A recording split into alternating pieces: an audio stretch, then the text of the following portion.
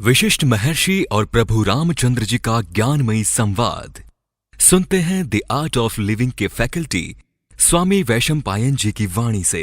अगर आपने अभी तक इस चैनल को सब्सक्राइब नहीं किया है तो इसे जरूर सब्सक्राइब करें और सब्सक्राइब करने के बाद बेल आइकन को भी जरूर दबाएं। जय गुरुदेव। योग वशिष्ठ के अगले एपिसोड में आप सबका बहुत बहुत स्वागत है। पिछले एपिसोड में परम शिव महर्षि वशिष्ठ जी को वह पूजा विधि विधान बता रहे थे जिसमें उन्होंने कहा था ध्यान ही परम पूजा की विधि विधान है। और जो ध्यान के बारे में हमने पिछले एपिसोड में देखा उसमें आखिर में वह कहते हैं कि यह बाह्य पूजा है। अब आंतरिक पूजा के बारे में वो बता रहे हैं। ईश्वर ने कहा अब मैं तुम्हें आत्मा की आंतरिक पूजा के संबंध में बताता हूँ जो सबसे अधिक पावन करने वाली है और अज्ञान रूपी अंधकार का पूर्ण रूप से विनाश करती है। इस पूजा के प्रकृति शाश्वत ध्यान है। अब परम शिव महर्षि वशिष्ठ जी को आंतरिक पूजा विधान बता रहे हैं और वह कहते हैं कि ये भी प्रकृति शाश्वत ध्यान ही है। भले ही कोई चलता हो या खड़ा हो, चाहे वह सोता हो या जगता हो, अपने सभी कार्यों में तथा उनके बीच से उसे अपने उस परम पुरुष का चिंतन करना चाहिए जो हृदय में बैठा होता है और अंदर ही सभी प्रकार के परिवर्तन लाता है।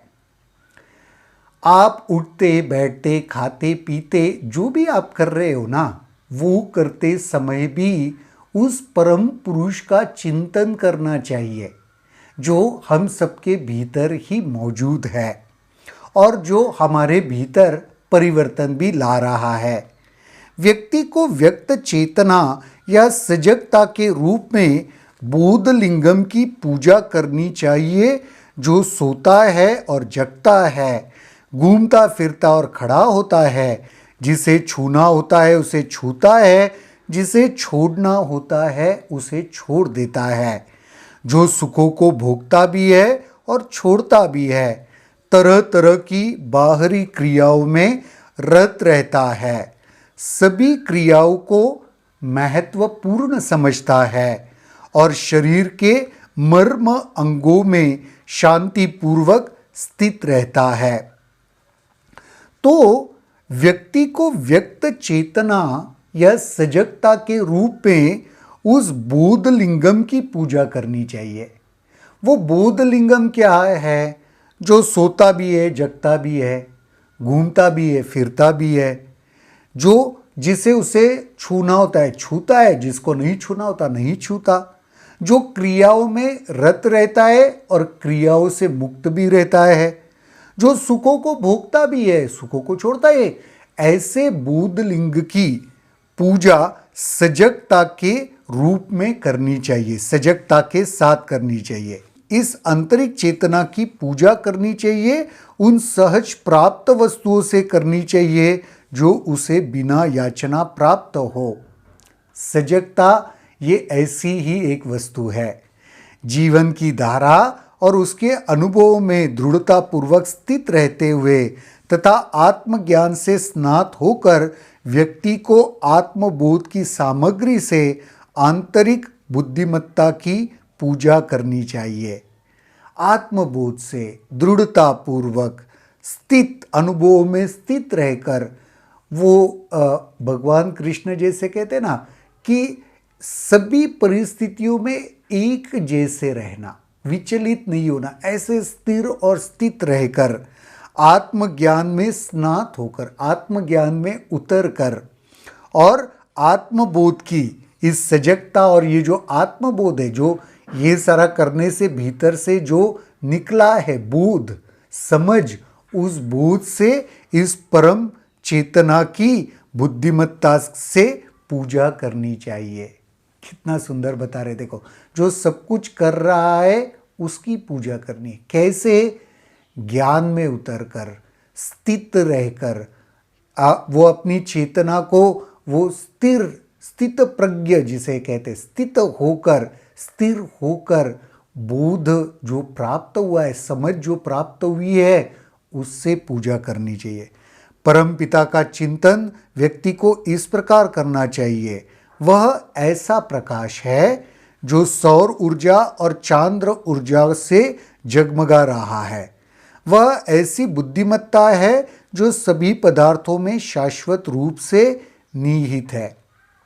ऐसा प्रकाश है जिसमें सूर्य ऊर्जा भी है, चंद्र ऊर्जा भी है। रादर यही ऊर्जा दे रहा है उनको। तो सूर्य ऊर्जा प्रखर होती है, चंद्र ऊर्जा शीतल होती है। तो जो प्रखर भी है, शीतल भी है, और बुद्धिमत्ता ऐसे जो सभी प्राणियों में, पदार्थों में निहित है शाश्वत रूप से। वह बाह्यमुखी सजगता है जो शारीरिक पथों से बाह्य संसार की ओर प्रवाहित होती है। वह प्राण है जो नासिका में चलता है। ये वो प्राण है जिसके वजह से नासिका में श्वसन हम जो चल रहा है, आवागमन हो रहा है, जो इंद्रियों के संपर्क को अर्थपूर्ण अनुभव में बदलता है, इंद्रियों के संपर्क को अनुभव बनाता है, जो उस रथ को हाँकता है जिसके पहिए प्राण और अपान है, जो प्राण और अपान को चलाता है, रथ को हाँकता है, जो छिपे छिपे हृदय की गुफा में वास करता है, जो हृदय के भीतर गुफा में रहता है, वास करता है, जो जानने योग्य है, वह जानता है, सभी क्रियाओं का करने वाला है। जानने वाला जानता है, जो कुछ जानने योग्य है वो सब वो जानता है, और सभी क्रियाकलाप करने वाला जिसके वजह से सभी क्रियाएं होती है। अनुभव का अनुभव करता है, विचारों का सोचने वाला है। अनुभवों के भीतर का अनुभव करता वही है, और विचारों में जो सोच रहा है वो वही है। यह वह है जो सभी अवयवों को भली भांति जानता है, जिसे सभी प्राणी अप्राणी मान्यता देते हैं और सभी अनुभवों को प्रकाश में लाता है। ये जो सभी अवयवों को भली भांति जानता है, सभी प्राणी और अप्राणी भी उसको मान्यता देते हैं। वह अवयव से रहित है पर परिपूर्ण है। वह शरीर में वास करता है परंतु सर्वव्यापी है। वो अवयव नहीं है उसके कोई, लेकिन वह परिपूर्ण है, और वो शरीर में वास करता है पर शरीर नहीं है। वह आनंद लेता भी है और नहीं भी लेता। आनंद को वो अनुभव भी करता है और नहीं भी करता। वह हर अंग में बुद्धिमत्ता है, हर कण में वह एक बुद्धिमत्ता, इंटेलिजेंस है। वह मन की चिंतन शक्ति है। वह प्राण और अपान के मध्य में प्रकट होता है। मन की चिंतन शक्ति और प्राण और अपान के बीच में वो प्रकट होता है। वह हृदय में, कंठ में, तालू के मध्य में, बाहु के मध्य में और नाक की नोक में वास करता है। हृदय में, कंठ में, फिर तालू के मध्य में, बाहु के मध्य में और नाक के नोक में वास करता है। फिर से एक बार यहाँ पे मैं बताना चाहूँगा, जिन लोगों ने भी एडवांस मेडिटेशन कोर्स किया है उनको ये समझ में आ रहा होगा कि गुरुदेव काफ़ी सारे ध्यान में इन सारी जगहों के प्रति ही हमें सजग करते हैं। वह सभी 36 तत्वों की वास्तविकता है। भौतिक जो 36 तत्व माने गए उसकी वास्तविकता है। वह आंतरिक अवस्थाओं के परे है। वह आंतरिक ध्वनियाँ उत्पन्न करता है। वह आंतरिक ध्वनियों को उत्पन्न करता है। वह एक ऐसे पक्षी को अस्तित्व प्रदान करता है जिसे मन कहते हैं। मन को पक्षी कहा गया, कहीं पे भी उड़ सकता है ना मन, कहीं पे भी जा सकता है, इसीलिए मन को पक्षी कहा है। कल्पना अकल्पना में जो वर्णन होता है वही उसकी वास्तविकता है। कल्पना में और अकल्पना में जिसका वर्णन होता है वही वो है। वह उसी तरह से सभी जीव में रहता है जिस तरह बीजों में तेल रहता है। कोई भी बीज के भीतर तेल समाया हुआ है, पर वो वैसे तो नहीं दिखाई देता। उसी प्रकार सभी प्राणियों में वह समाया हुआ है, लेकिन वैसे ही वो दिखाई नहीं देता। वह रत कमल में रहता है, फिर संपूर्ण शरीर में भी रहता है। वह जो पुरुष है, परम पुरुष, वह रत कमल में, कमल के भीतर, हृदय के कमल के भीतर भी रहता है और पूरे शरीर में भी उसका वास है। वह विशुद्ध चेतना के रूप में चमकता है।